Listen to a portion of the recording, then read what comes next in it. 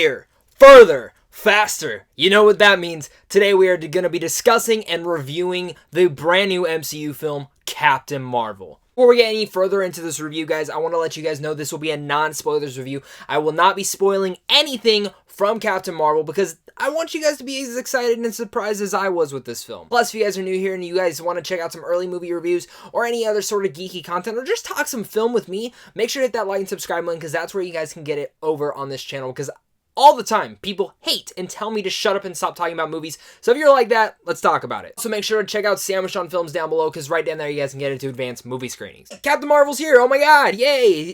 Here's the thing. I've never been the biggest fan of the comic book side of Captain Marvel. Like, I've liked some parts of her from the comics, but I've never been like fully invested into it as I wanted to. But Captain Marvel, you know, leading up when they announced film, I'm like, I'm on board. Brie Larson gets on board. I'm even more on board. I love Brie Larson.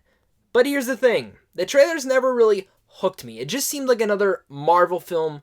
But this one felt a little bit different. It felt off. Each trailer just felt like it was dry, with no soul, perhaps. I know a lot of people were even saying that Brie Larson was miscasted as Captain Marvel itself. I'm honestly here to tell you, and you can call me a shill if you want, but Captain Marvel didn't. Actually, Captain Marvel surprised me in a lot of different ways. The point, actually, that the more I think about Captain Marvel, the more I like it. I'm not saying this is the best MCU film in the whole genre. I'm not even going to say this is one of the worst. It's a really good MCU installment. In fact, it installs a lot of stuff into this franchise that is trippy and different, but also maintaining that same cycle of the MCU content that we're all used to. This is actually not shown in the trailers. Now, I only saw the first and part of the second trailer, so maybe they did show some of this later on in some of the clips and the footage that I did not see, but from what I did see in the trailers, they hit a lot. Yeah, like, don't get me wrong, they showed some cool moments in the trailers, but those are escalated and elevated to even more. I guess I should really jump into my pros. My major pro for this film has to be actually the characters involved. Captain Marvel, Brie Larson as Captain Marvel. Here's my verdict.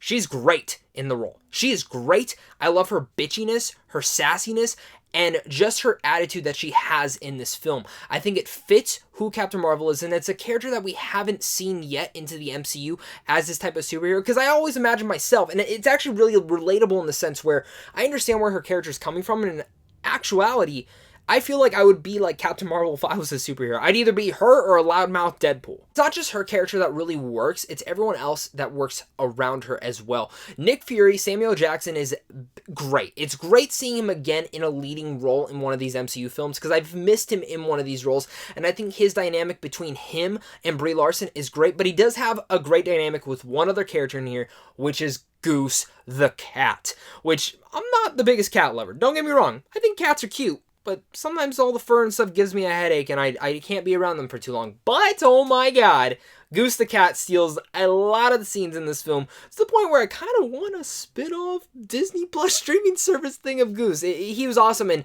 Nick Fury's banter with Goose and like kind of the dynamic that they have, the cute moments that they have, that we get a little bit glimpse of the trailers, they're great. While the rest of the cast like Annette Bening and Jude Law are both really good in this film as well, there's not a lot to those characters, but there is one character that really surprised me, and that is Ben Mendelsohn's character. He plays one of the Skrulls in here, and my god, Ben Mendelsohn's always been an excellent actor, but he does something different with this role and takes the villain into a different dynamic that it has to be ranked up there as one of the better side characters for an MCU film. In a sense, that's actually something that the story did very well, is it didn't just flesh out Captain Marvel herself, but also get us to know a little bit more of her and understand where she is coming from, but also understand where the Skrulls are coming from and where the Kree are coming from. They do a good job of balancing both sides, and I don't think a Marvel film or any superhero film in the last couple of years have really touched that when there's two warring sides and who you have to touch on. It's also really surprising to see that this film is actually a lot more cosmic than I thought.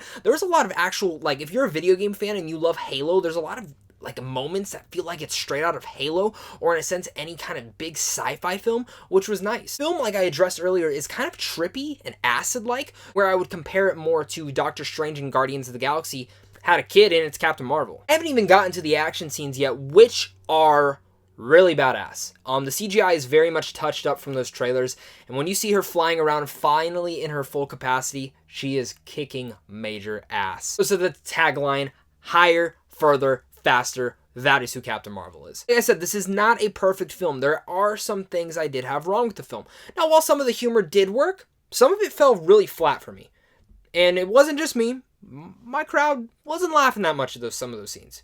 And some of the Marvel films, not all the Marvel films, not all the humor works, but this humor felt a little bit more forced. Also, the film did have a slow, sluggish pace to it at times, where I feel like it could have been jump-started a little bit. There's some exposition scenes in here where it's like, this is one of the first Marvel films and we've never seen a Marvel film before, and it's addressing some stuff in space. Now, I get it, not everyone has watched Guardians of the Galaxy. I'm saying, like, as a spoiler, but in general, just the concept of what this world is, especially all the space stuff, you know, there's a lot of exposition to that, and I didn't feel like it was honestly needed. With that said, it does slow down the pacing. Now, that was just me personally. Maybe it's just a little bit nitpick of me. I really enjoyed Captain Marvel. I think it is a fun and really good installment into the MCU that I actually think this film will grow more and more on me the more that I do see it. I'm excited to see where Carol Danvers and Captain Marvel herself go within the future of the MCU, because they did establish a lot of great things in this film to see what they either plant into, say, Avengers Endgame if they decide to use anything from this film, or even the further of the MCU within the Disney streaming platform or any other films they do down the road. Not just a lot of great characters to meet in here, but there's a great new heroine in here that I'm so excited to see on the big screen finally, and I think Brie Larson did an excellent job as her. And I even compare this role to, say, you know, Thor. I'm not the biggest fan of the first 3 Thor films. I think they're good, but times that I really like Thor are when he's teamed up with a team in the Avengers. When I started to really like Captain Marvel is when she was teamed up with Nick Fury or any of the other people within this film. And it's not just to say when they were on screen I didn't like her. I still liked her. But I like her more when she's with the team. That kind of goes with Thor as well. For me, this hero will kind of have that Thor effect to me. But overall, I really enjoyed Captain Marvel. I think you guys are too. Go in with an open mind. No matter what those trailers gave you, it's a little bit different than what those trailers did market. But I appreciate that. I think the MCU has another hit and another heroine on their hands. So with all that said, I'm going to give Captain Marvel a B. Let me know what your guys' thoughts are on Captain Marvel. And also to let you guys know, there are 2 post-credit scenes. Again, no spoilers, not going to talk about them. Maybe I'll do a separate video on them if I get the time. But thank you guys again so much for watching this video. If you guys are new here, hit that like and subscribe button. You guys are definitely want to hit that because I am going out to South by Southwest this week. Tons of early movie reviews coming from that festival, including the big Jordan Peele new horror film, Us. You guys aren't going to want to miss out for coverage on this channel and over at sandwichonfilms.com. Thank you guys again so much for watching this video, and I'll make sure to see you guys soon. So, till next time, stay classy.